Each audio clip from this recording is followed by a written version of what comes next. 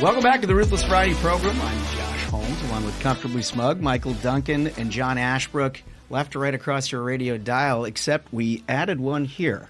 You may recognize him, Speaker Mike Johnson. On the far right. On the far right. On the far right, yeah. No, you indicated this was your preferable That's right. position here. That's right. Listen, you got a pretty difficult job these days, but it seems like you're getting things done. Yeah, a lot of prayer and a lot of patience. They've written my eulogy 10 times. They've said that the Republican majority cannot deliver, but we keep doing it. We keep defying the odds. The Democrats and the media trying to divide us. We're not going to allow that to happen. This is undeniably true. Duncan and I were having a conversation on the way in here, and you were saying he's got to be the most underestimated. Yeah. I mean, it seems like since you got the gavel, you've been doubted. From that vote on the budget and then, BBB and all of these things. And I'm curious, going through all that and listening to all the media noise, how does it make you feel to prove them wrong over and over again? That's got to feel pretty good. I mean, it's an advantage to be underestimated sometimes, and we're working with one of the smallest majorities in history. We had the literal smallest majority for a big chunk of the first 100 days. We worked so hard to win that majority in 2024. We defied expectations to do that. I mean, there were articles the night before the election in November saying we were going to lose the majority. I mean, I never believed that. So we just charged through, and we wound up with 220 Republicans, 215 Democrats. And then the president started culling my herd,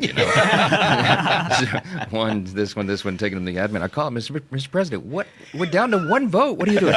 I'm so sorry, Mike. Did I do that? Yes, you did that. So we had a 1-vote margin, So, I mean, there's no margin for error. Yeah. And it just takes a lot of time, a lot of patience, a lot of prayer. You just sit down with everybody and work through their issues and get them to yes. And I'm so confident that we're going to do that because we have an opportunity to save the country, and everybody knows that, so the stakes couldn't be any higher. Yeah, no question about it. I want to get to BBB and everything associated with it, but let's start with the riots. I mean, look, the American people delivered what is an unquestionable mandate on the issue of illegal immigration, one of the principal issues of the 24 campaign. The administration is going about the work of delivering on their promises, and all of a sudden, L.A. erupts into riots. Now you see Seattle, Atlanta, Chicago. There's a big plan this weekend for all around the country. What's your take on this? It's crazy. It's no question the border was the number one issue in the election. I mean, there were a lot of issues, but that in every poll across the board, that was it. And we made a promise that we would bring order to the chaos. And the president has done that in record time. And by the way, demonstrated what we had been saying all along. We had existing federal law. The president had the authority to do it. Biden tried to argue with us he never had the authority. It was all just a big lie. They opened the border intentionally. We think the number is about 20 million illegal aliens came across the border in 4 years. So we'll be dealing with the fallout of this for the rest of our lives. I mean, you can't flip a switch and fix that. But he secured that border. It's more secure than it's ever been. The one big beautiful bill, one of the biggest components of it, one of the most important, is to provide the funding to make sure that that border stays secure. We're going to hire 10,000 additional ICE agents. We're going to give bonuses to Border Patrol and Customs agents and money for new facilities and deportations and all the rest. But that's what has the left in a full-out panic. They hate ICE. What is ICE? It's Immigration and Customs Enforcement. They don't want to enforce federal law. Right. Don't get lost in the acronyms, I tell everybody. These people are on the wrong side. They're defending dangerous, criminal, illegal aliens being in the country. If that's your political angle, go for it, right? They are doing this to themselves, and I don't understand it. I do not understand it. So on that very subject, politically, it would seem like, especially after the election we just had in November, that wake up, the American people support a strong border. They want to get rid of the illegal aliens who are here. Just now, the polling shows that 60 to 40 Americans support the troops being sent to Los Angeles. I brought up the point last week, and now it's starting to echo all over the place, that Democrats support this because of apportionment. They know that every census decides where the House seats go, and illegal aliens get counted in that census. So when you're talking about 20 million illegal aliens came in under Joe Biden, and roughly 750,000 per representative is what apportionment comes at.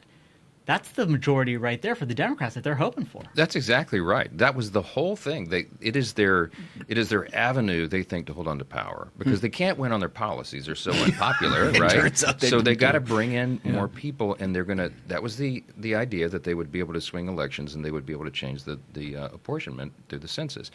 It's dangerous stuff, and it's diabolical because they didn't care about all of the untold damage they've done to the country in their quest for power. I mean, fentanyl, just one metric. Just It's the leading cause of death for Americans aged 18 to 49, and they knew that it was flooding over the border, and they did not care. We have dangerous, criminal, illegal aliens. They emptied out jails in Central America. All the things President Trump was saying were right, and everybody knows it, and they can see it.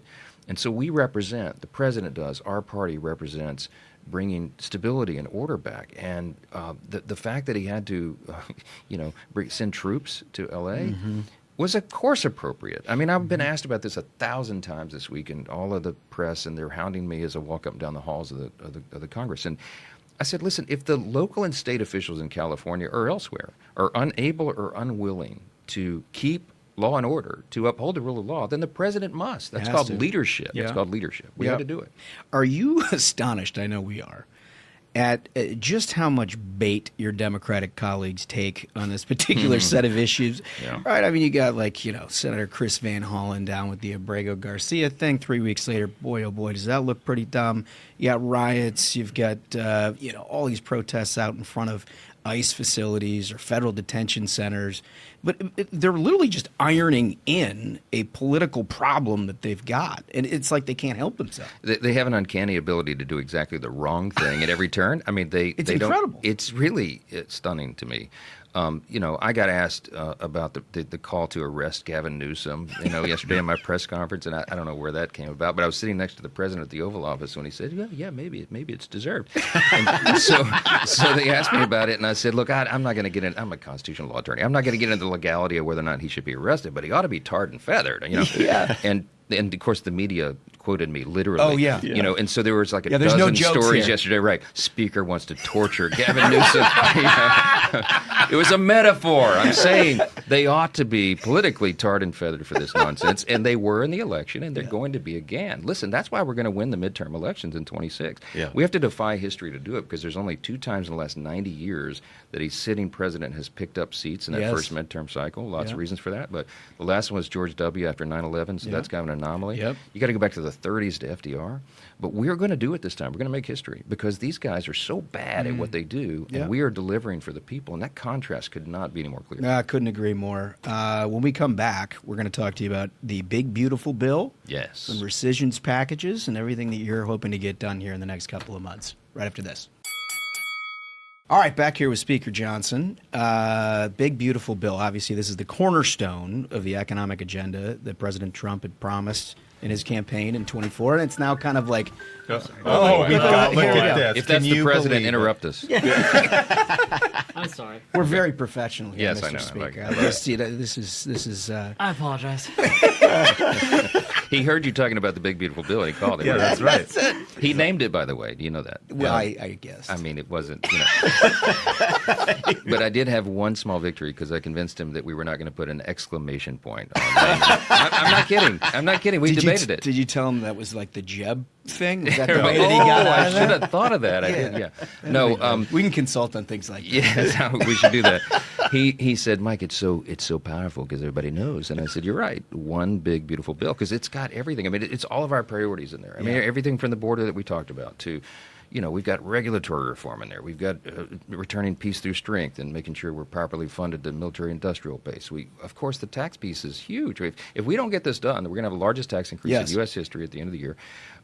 All of this is going to have it's going to be jet fuel to the U.S. economy because we have pro-growth policies in there again, incentivizing U.S. manufacturing, keeping tax rates low and making them permanent for people. That's a huge thing to job creators and entrepreneurs and risk takers, and it's also got the extending the debt limit in there, which is a huge thing because that cliff is approaching quickly, and so we have to do it on our own. Democrats are not going to help us do any of this agenda.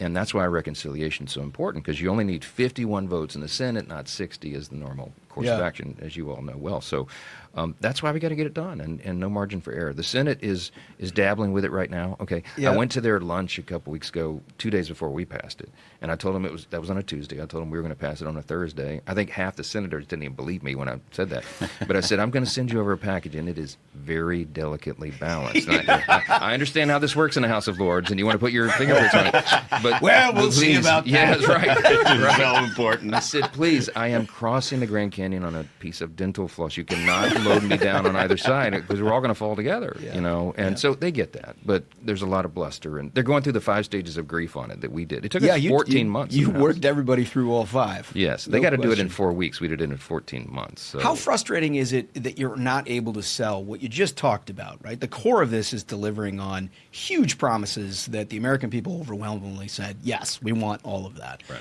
And you have to, it seems like, not only talk about process more than you'd like because of this process, but also seems just the undereducation. It's not, I'm not just blaming your members, but the media, outside sort of pontificators. You have to like educate people on the basics of what it is that you're trying to accomplish, right? I mean, there's people talking about discretionary spending cuts and all these things, and you're like, I actually have to go and now explain the reconciliation process, which is no fun. I mean, it's no fun That's for the anybody. challenge because there's so much misinformation out there. Yeah. The difference between Congress right now and Congresses in previous generations is we have a 24-hour news cycle. We have, social media. Yeah. We have podcast, all these other outputs, avenues for information.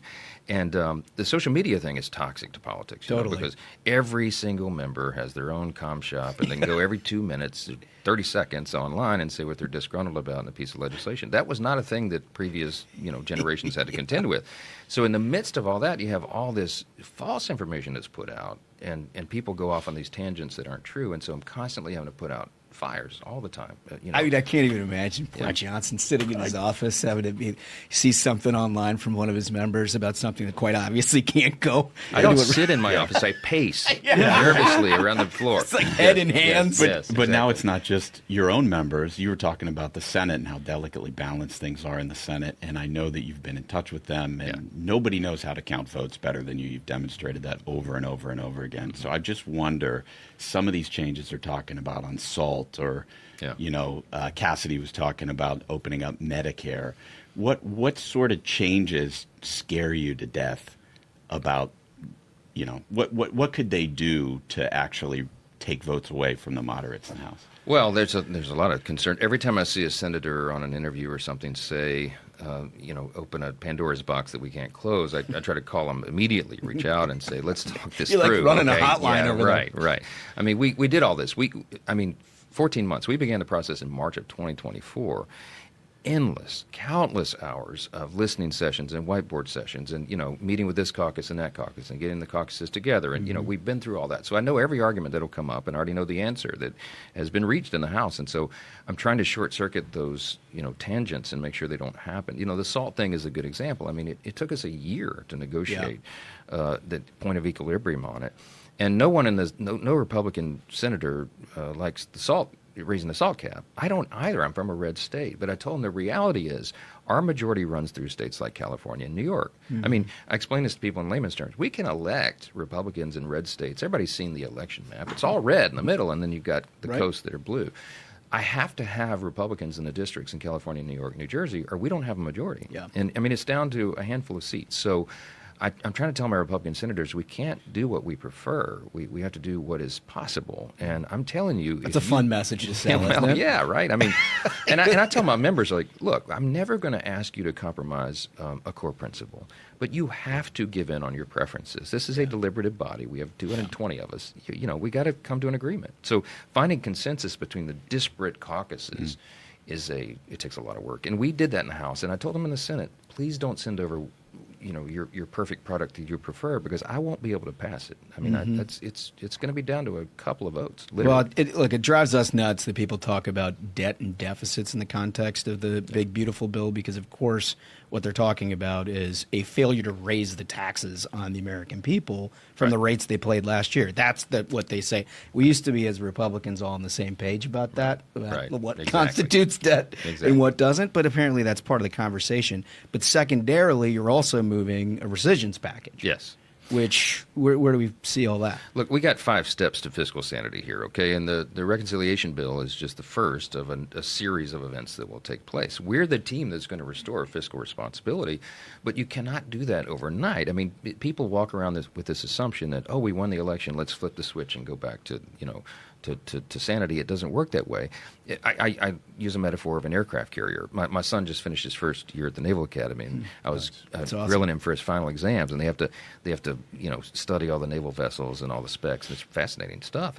But an aircraft carrier doesn't turn on a dime. It takes a mile of open ocean at full speed, and that's what the U.S. economy is. And it took us decades to get here, and we're not going to fix it overnight. But the biggest turn on that wheel thus far, as long as I've been alive, as long as we've been alive, is this reconciliation bill. We're going to cut $1.6 trillion in spending. There's never been a legislature on the face of planet Earth that's ever done that. Okay, is it enough? No. And I told my good brother Ron Johnson over in the Senate, no. But this is the first of many steps. Rescissions comes next. That's Russ Vought at OMB is putting together all these packages. The first Great guy. Great guy. I mean, he's the total man to do budget it. hawk, fiscal hawk.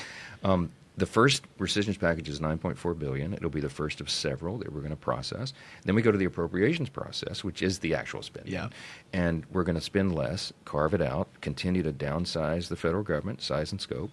And then we're going to do another reconciliation bill for the next fiscal year and a third one. We're going to try 3 reconciliation bills in this Congress for FY26, FY27.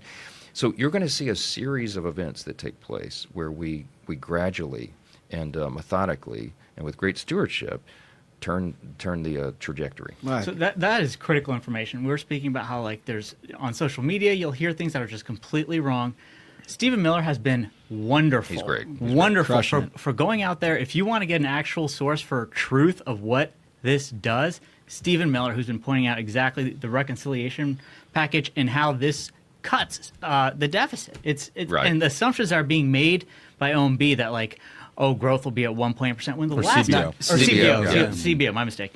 By CBO, that growth will be at 1.8% when the last time this was passed, it rockets to 3%. And CBO's been wrong and wrong every time every and time. time again. The CBO does some calculations okay, but every time they project the effective tax cuts, they're off It's tax. dramatically. Okay, Yeah. we did the Tax Cuts and Jobs Act in 2017. They missed it by $1.5 trillion with a T. Okay, so we're supposed to believe that's the Bible right now? No, I'm not. Fine. So they don't give any credit for growth assumption. They're saying 1.8% growth over 10 years. Never in U.S. history have we sustained less than 2% growth over 10 years. It's not even real. Yeah. And so it's just kind of a joke. And the fact that some people are, grasping onto that and claiming that we're not really cutting is just simply not true. Mm-hmm. Stephen Miller's been great on trying to help dispel some of the false information. I mean, people said, "Oh, you're not doing enough of the Doge cuts." Well, Doge cuts is discretionary spending, not mandatory spending. We can't do it in reconciliation, literally. The That's other rule. day, I saw Elon Musk apologize to President Trump. I always think that an apology is one thing. Making amends is how you actually do it. He needs to get out there and be like, so I was wrong. I was wrong about reconciliation. Yeah. I don't understand rescission is where the Doge cuts are. Because, the work that you guys are putting in, that's for the American people, what we voted for. And he has such power and influence to be able to get the message out and say, I was wrong. This is great. He's got the biggest platform in the world, and I've come to love and respect Elon. We became friends through this whole process, and we've traveled together. And he's a genius. He knows things that I can't even fathom. But I told him, I said, I don't argue with you on how to build rockets. Don't argue with me on how to, draft and pass legislation, Right. because there's a nuance to this, and it's not a field that he ever spent any time developing expertise in. So step by step for the last year, I got to I've been imagine explaining to him the process. last Thursday, I know you don't drink, but I bet you were tempted. I almost started. Yes. I'm trying to be a peacemaker in the thing because these two titans cannot be at odds, and it looks like it's resolving now, and I think that's great for the country. A level-headed speaker. One thing it's very close to your heart that I got to hit.